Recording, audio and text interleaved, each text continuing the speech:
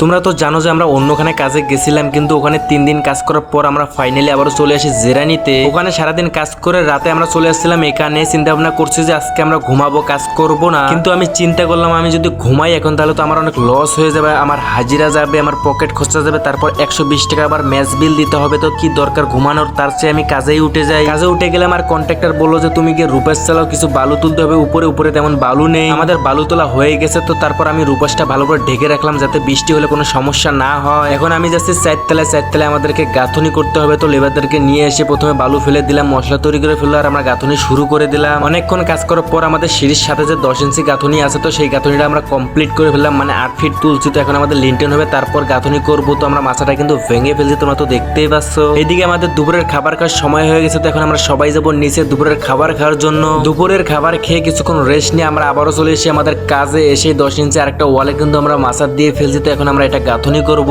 আমরা এখন কলম চিপিং করে গ্যারাটিং দেবো, আর ততক্ষণে আমাদের লেবাররা কিন্তু মশলা তৈরি করে ফেলবে আর আমরা কাজ শুরু করে দেবো। তোমরা দেখতেই পাচ্ছ আরো 3-4 লেয়ার গাঁথনি কিন্তু বাকি আছে। তো আমরা আজকে আর কাজ করবো না, আজকের মতো কাজ শেষ আমাদের। তো তোমাদের সাথে দেখা হচ্ছে আমার কালকে।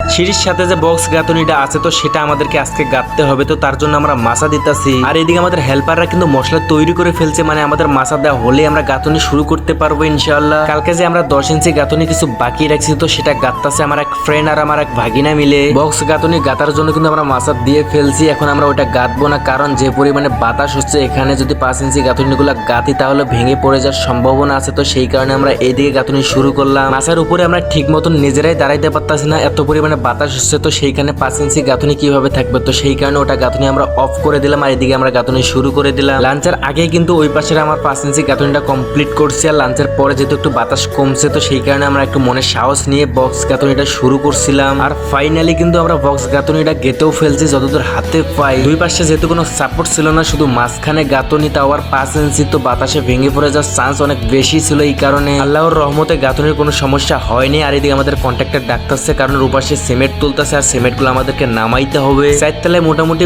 ভালো পরিমাণে সিমেন্ট নিয়ে নিলাম, 2-3 দিন নিশ্চিন্তে আমরা কাজ করতে পারবো, কোনো সমস্যা হবে না। তারপর আমরা ছাদের উপরে গিয়ে ওখানেও কিছু সিমেন্ট নিলাম। সেই সিমেন্টগুলো কিন্তু ভালো করে পলিথিন দিয়ে ঢেকে রাখতেছি, যাতে বৃষ্টি বাউসিটা হলে যাতে কোনো সমস্যা না হয় সিমেন্টে। তো আজকের মতো ভিডিও আমি এখানে শেষ করছি, দেখা যাচ্ছে তোমাদের সাথে কালকে।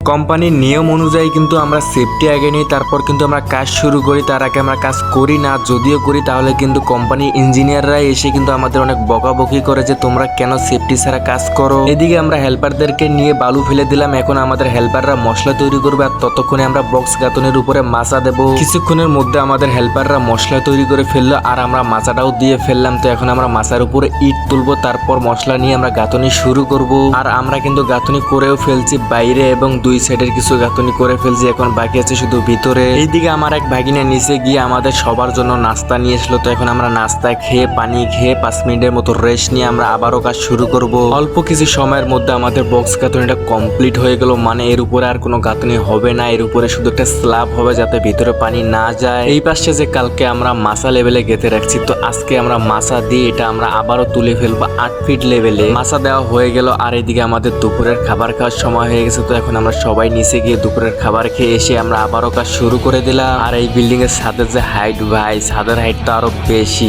4-4টা মাছা দিয়ে তারপর আমাদের একটা গাঁথনি কমপ্লিট করতে হয়, বুঝতে পারছেন। আর চারিদিকে যা ভিউ, যা ভালো লাগে অস্থির লেভেলে। যেহেতু উপরে কাজ করতেছি, গরম, তো হালকা বাতাস লাগে গায়ে, তো কাজ করতে অনেক ভালো লাগে আমাদের। আর চারিদিকে ভিউ দেখলে তো আরো ভালো লাগে। আমরা যে 5 ইঞ্চি গাঁথনিটা শুরু করছি, তো এই গাঁথনিটা আমরা 8 ফিট লেভেলে গেঁথে ফেলছি। তো এখন আমাদের লিন্টন হবে 8 ফিটের, তারপর সেনা ওই গাঁথনিটা আবার গাঁথবো। আমার অনেক মাথা ব্যথা করতেছে এবং শরীরের মধ্যে একটু জ্বর ভাব, তো সেই কারণে উপরে আর বেশিক্ষণ দেরি না করলাম, আমি দ্রুত যাবো এখন নিচে গিয়ে গোসল করে একটা ঘুম দেবো। তো আজকের মতো ভিডিও আমি এখানে শেষ করছি, তোমাদের সাথে দেখা হচ্ছে নেক্সট ভিডিওতে। ততক্ষণ সবাই ভালো থেকো, সুস্থ থেকো, আল্লাহ হাফেজ।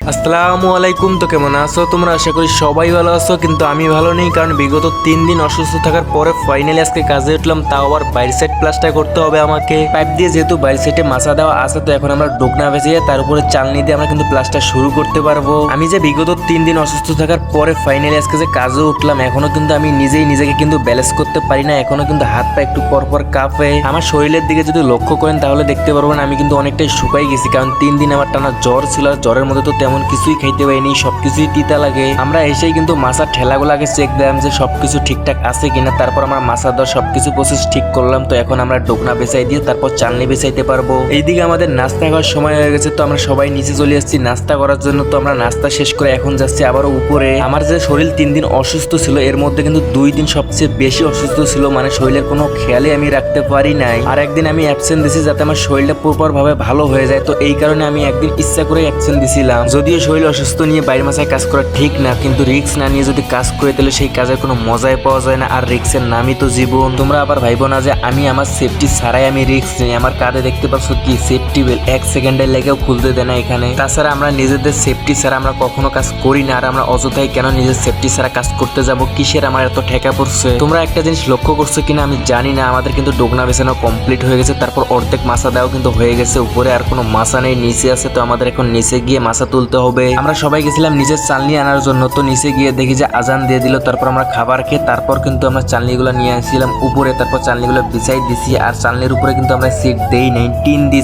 দিছি। তার কারণ হচ্ছে যে টিনের একটু ওয়েট কম আর সিটগুলো হচ্ছে ওজন ভাই। সিটগুলো যদি আমরা ওই জায়গায় উপরে তুলি তাহলে তুলতে আমাদের অনেক সমস্যা হবে এবং নামাইতেও অনেক সমস্যা হবে। এই কারণে আমরা সিট দেই নাই, তার পরিবর্তে আমরা টিন দিয়ে দিছি। আমাদের মাছা দাও কমপ্লিট, শিপিং করছি। তারপর আমাদের হেল্পারদেরকে বলছি তারা বালু এনে রাখছে, যে জায়গায় বালু বানাইবে। তারপর আমরা পানিও মেরে রাখলাম। তো আজকের মতো আমাদের কাজ শেষ। সবাই ভালো থাকবেন, সুস্থ থাকবেন, আল্লাহ হাফেজ।